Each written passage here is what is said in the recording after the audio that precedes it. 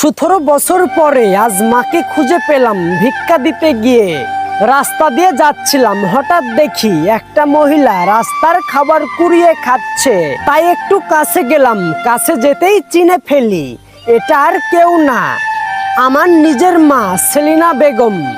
মা বলে ডাকার সাথে সাথেই আমার দিকে অপলক দৃষ্টিতে তাকিয়ে থাকে। আমাকে চিনতে পারছো মা? আমি তোমার ছেলে হাসিব। আমার ছেলে হাসিব? হ্যাঁ, আমি তোমার ছেলে হাসিব মা। ওই ছোট কালে আমাকে রেখে চলে এসেছিলে। আমার ছেলে এত বড় হয়েছে বলে হাসিবকে জড়িয়ে ধরে আর কান্না করতে থাকে আর বলে, আমাকে মাফ করে দিস বাবা। হাসিব বলল, মা কেন ছেড়ে এসেছিলে আমাকে? মা বলল, তোর বাবার সাথে আমার ঝগড়া লেগেছিল, পরে তোর বাবা আমাকে বলেছে তোর মুখ কখনো দেখতে চাই না, যদি দেখি তা